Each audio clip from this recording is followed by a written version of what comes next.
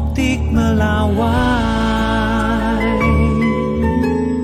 Untuk Kemenko Infrastruktur dan Pembangunan Kewilayahan ini akan menempati gedung atau kantor yang selama ini ditempati oleh Kemenko Marves. 100 hari kerja tentu tidak bisa saya jelaskan di hari kedua ini. Saya sedang merapikan terlebih dahulu. Nanti pada saatnya saya akan laporkan dan saya akan sampaikan kepada publik apa saja yang menjadi target-target pencapaian jangka pendek.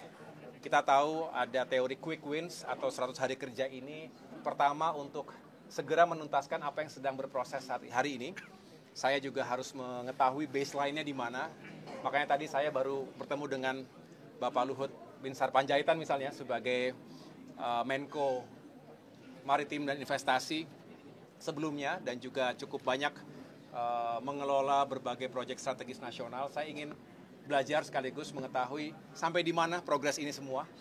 Ditambah tentunya saya satu persatu ingin mengetahui laporan dari menteri-menteri teknis, apa saja menjadi kendala atau tantangan di lapangan. Sehingga dengan demikian kita carikan solusinya. Jangka pendek harus kita tuntaskan, tapi jangka menengah dan panjang tentu harus kita benar-benar integrasikan dengan Astacita, dengan program-program prioritas yang disampaikan oleh Presiden Prabowo Subianto selama masa kampanye dan juga diperkuat dalam berbagai arahan-arahan beliau selama ini. Baik, transmigrasinya ke IKN, transmigrasinya ke IKN. Kenapa? Transmigrasinya di mana Mas? Kantornya? Tadi saya baru mendapatkan penjelasan dari Mensesnek, Pak Prasetyo, bahwa untuk Kemenko Infrastruktur dan Pembangunan Kewilayahan ini akan menempati gedung atau kantor yang selama ini ditempati oleh Kemenko Marves. Tadi siang saya juga baru meninjau, walaupun hanya singkat, paling tidak saya sudah mengetahui sudah ada tempat di situ. Kenapa? Luas.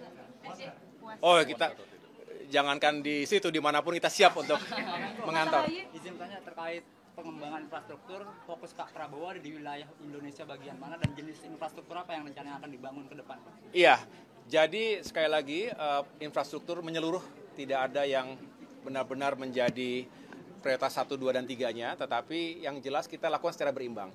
Tidak boleh infrastruktur hanya untuk sebagian kelompok saja, karena kita tahu justru yang menjadi sendi utama bagi masyarakat kita adalah ya bagaimana kita meningkatkan sektor-sektor pertanian kita. Apalagi beliau punya visi swasembada pangan, swasembada energi, dan jangan lupa bahwa beliau juga sangat concern, sangat menitik beratkan pada peningkatan kualitas sumber daya manusia.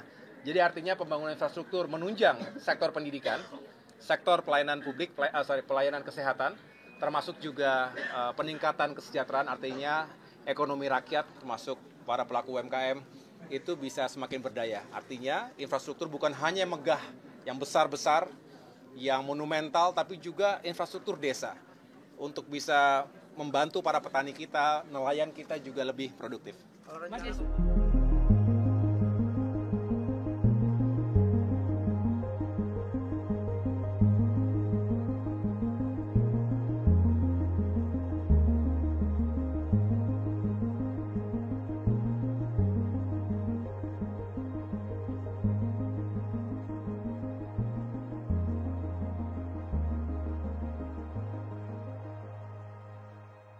Saat menangkap, mengumpulkan, dan mengolah peristiwa, secara paksa oleh penyidik, kami kerahkan upaya terbaik. Ketika menyampaikan berita serta informasi, kami tak sekadar menyapa. Ada referensi, aspirasi, juga inspirasi yang menjadi misi. Sapa Indonesia di Kompas TV. Independen, terpercaya.